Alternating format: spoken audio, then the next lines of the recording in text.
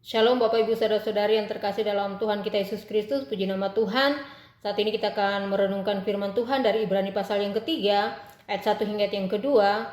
Kita akan sama-sama renungkan bahwa Tuhan yang kita sembah, Ia dapat kita percayai sepenuhnya, dapat kita andalkan dalam hidup ini, dalam seluruh aspek kehidupan kita. Karena Dia sendiri telah membuktikan dirinya bahwa Dia benar-benar layak untuk kita percayai dan kita andalkan dalam hidup ini. Tetapi sebelumnya mari kita akan berdoa terlebih dahulu. Bapa kami yang di surga, Bapa yang baik, kami bersyukur kepadamu buat hari ini, hari yang kau berikan bagi kami. Kami percaya ada berkat yang baru yang sudah engkau sediakan bagi setiap kami. Saat ini kami akan merenungkan kebenaran firman Tuhan. Biarlah firman Tuhan yang kami dengar boleh menjadi pelita bagi kaki kami, menjadi terang bagi jalan-jalan kami. Firman-Mu akan terus membentuk kehidupan kami. Hidup kami semakin disempurnakan untuk menjadi bejana-bejana yang indah di hadapan-Mu, untuk mempermuliakan Engkau. Roh Kudus, kami membuka hati di hadapan-Mu. Sampaikanlah firman-Mu bagi kami di dalam nama Yesus. Haleluya. Amin. Mengapa Tuhan Yesus dapat kita percayai, dapat kita andalkan sepenuhnya dalam kehidupan ini? Penulis kitab Ibrani di pasal yang ketiga ini menegaskan bahwa Tuhan Yesus lebih tinggi, lebih unggul daripada Musa. Musa adalah nabi yang terbesar bagi orang Yahudi. Mereka menganggap bahwa Musa adalah nabi yang terbesar.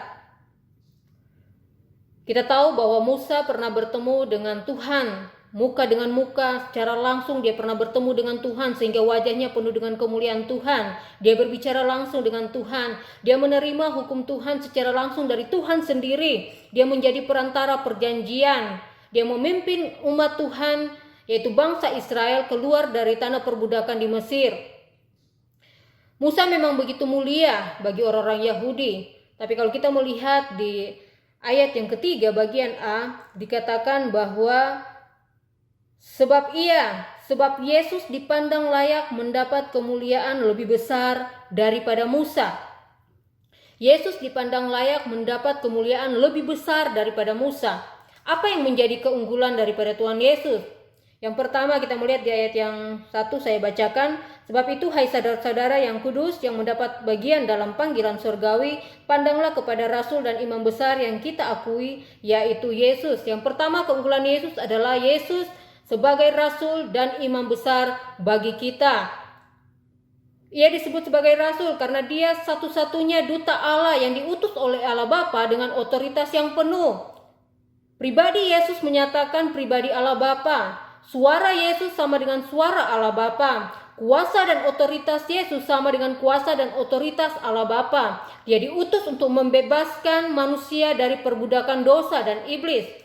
Dan sebagai imam besar, dia menjadi penghubung perantara antara manusia dengan Allah Bapa. Dia rela mempersembahkan dirinya sendiri sebagai korban yang sempurna tanpa cacat untuk mendamaikan manusia yang berdosa dengan Allah Bapa. Tidak ada syarat yang sempurna selain di dalam diri Yesus. Hanya Yesus, hanya diri Yesus yang layak menjadi korban yang sempurna untuk mendamaikan manusia yang berdosa dengan Allah Bapa sehingga hubungan manusia boleh kembali dipulihkan. Kemudian keunggulan Yesus yang kedua, di ayat yang kedua dikatakan yang setia kepada Dia yang telah menetapkannya sebagaimana Musa pun setia dalam segenap rumahnya. Berbicara soal kesetiaan, Yesus setia kepada Allah Bapa menjalankan apa yang dikehendaki oleh Bapanya, yaitu untuk menyelamatkan manusia yang berdosa. Musa sebagai abdi Allah begitu setia di dalam rumah Tuhan. Tetapi soal kesetiaan, Yesus sudah teruji, Yesus sudah terbukti, dia begitu setia kepada Bapa. Dia tidak pernah gagal. Musa pernah gagal. Oleh sebab itu dia tidak diizinkan atau tidak diperkenankan untuk masuk ke tanah perjanjian. Nah, melalui firman Tuhan, perenungan pada saat ini, kita akan sama-sama belajar, kita diingatkan kembali. Mari kita terus mengarahkan hidup kita, pandangan kita kepada Tuhan Yesus, ya, keselamatan kita. Kalau kita memandang Tuhan Yesus sebagai rasul dan imam besar yang kita akui, yang sudah menghubungkan kita dengan Allah Bapa, yang membebaskan kita dari perbudakan dosa, Maka kita tidak akan membiarkan diri kita atau hidup kita dikuasai oleh nafsu kedagingan. Kita tidak akan pernah meragukan kemampuannya sebagai penolong yang sejati di dalam kehidupan kita. Sebaliknya kita akan terus belajar mempercayai Dia sepenuhnya, beriman kepadanya. Dia dapat kita andalkan, dapat kita percayai sepenuhnya. Karena Tuhan Yesus sudah menyelesaikan setiap persoalan hidup manusia. Persoalan-persoalan secara fisik, secara jasmani. Sakit, penyakit, penderitaan, kelemahan-kelemahan tubuh Tuhan sudah selesaikan melalui kematiannya di kayu salib. Secara rohani Tuhan sudah selesaikan, kalau kutuk, dosa, semuanya Tuhan sudah selesaikan melalui kematiannya di kayu salib. Nah, oleh sebab itu biarlah ini menjadi keyakinan di dalam diri kita, di dalam kehidupan kita untuk terus percaya dan mengandalkan Tuhan Yesus di dalam menjalani kehidupan ini. Tuhan Yesus dapat kita percayai sepenuhnya, dapat kita andalkan sepenuhnya. Sebagai rasul Dia memiliki kuasa dan otoritas yang penuh.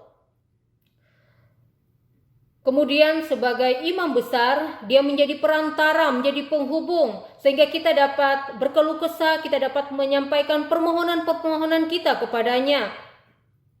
Dan kesetiaannya sudah terbukti. Oleh sebab itu jangan pernah meragukan Tuhan.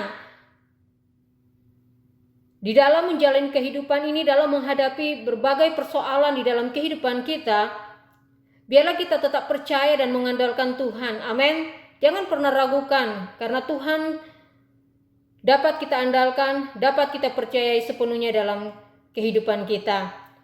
Amin. Tuhan Yesus memberkati.